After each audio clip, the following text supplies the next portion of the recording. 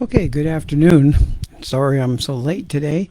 It's almost afternoon anyway. Welcome to NWCR's Removing the Liberal Blindfold for this Friday, the 22nd day of May in the year of our Lord 2020.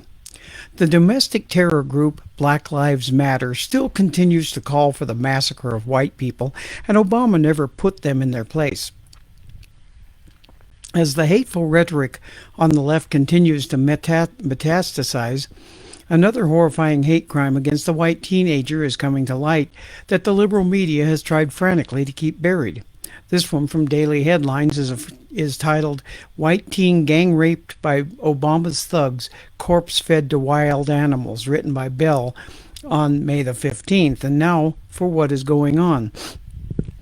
Whenever whites are victimized by blacks, the left will always downplay all mention of race, as evidenced several days ago when the liberal media refused to label the kidnapping and torture of a white Chicago teen a hate crime. But what happened to the white but what happened to a white North Carolina teenager is so savage it will prove even further how badly racial tensions deteriorated under Barack Hussein Obama, despite his assertions to the contrary. Back in 2009, New York teen Brittany Drexel went missing while on a spring break trip to Myrtle Beach. For years, FBI officials chased down leads, but they were never able to figure out what happened to the young girl. But recently, an FBI agent finally uncovered the horrifying events surrounding Drexel's disappearance after the jailhouse confession of a prisoner by the name of Taquan Brown, who told officials exactly what he witnessed all those years ago. During a bail bond hearing, Brown said that he saw the teen in her final moments after being kidnapped by a pack of thugs and taken to a stash house. He claims the teen was gang raped and shot, and her corpse was then thrown into an alligator pit as a way for her attackers to cover up their vicious crime. Earlier this year, an inmate who was sentenced to 25 years for voluntary manslaughter told police he knew what happened to the young woman, the Daily Mail reported. The inmate, Taquan Brown of Walterboro, told agents that he entered a stash house in the days after Drexel's abduction and saw Timothy Deshaun Taylor, then 16, sexually abusing her. Brown said that he went outside to give Deshaun's father, Sean, some money and saw the girl run from the house, but she was caught and pistol whipped.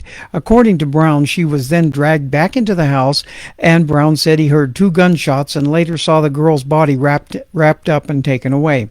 Several witnesses corroborated Brown's story, stating they witnessed the young girl's body being eaten by alligators. It's truly sick what our country became underneath a black president who everyone truly believed would help unite Americans along racial lines. It didn't. And now to remove the liberal blindfold here, folks.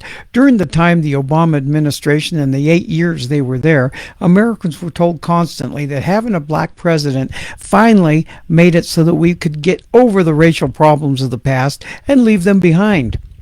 But the truth of the matter was that Obama and the rest of his cabinet pushed racial stuff on us almost daily.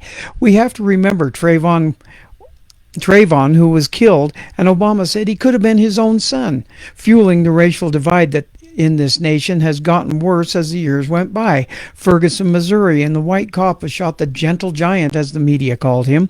The whole hands up, don't shoot narrative, though untrue and finally proved to be untrue, fueled the narrative that America was racist to the core and we had to pay for the sins of the past. Reparations for slaves came out of that one, folks, and it's still going.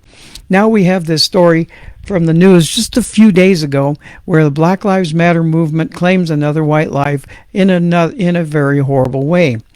But does the media talk about this? Hell no. It doesn't fit their agenda to destroy Trump and the white Republicans who are nothing more than racists that are destroying America like no other group ever has. Yet it is the racism that was fueled by the left and the Obama administration that got us to this point. The left and Obama ought to be ashamed of themselves for pushing America back to the days when the prejudices of the past have caught back up to us. And my friends, it is all by design. This is what the left wants, but they don't want everyone to believe it wasn't. But they want everyone to believe it wasn't them that caused it all. They want everyone to believe it was the Republicans who caused it all. of this unrest and racial turmoil. It is, like I said yesterday, folks, the left is working totally against America. That is their agenda. And it will continue to get worse and worse until we finally rise up and do our duty. Put a stop to all this and turn back to God. God bless America. God bless our troops. And as a friend of mine used to always say, we will not be ruled. This is Robert the Infidel Guarding reporting, and I'll see you again on Monday. Have a blessed weekend. Tomorrow evening at 5 p.m. Eastern, the NWCR show on Blog Talk Radio will be airing. Tune into that show as it will be a great one. A few weeks in the process of getting it to the air. God bless you all.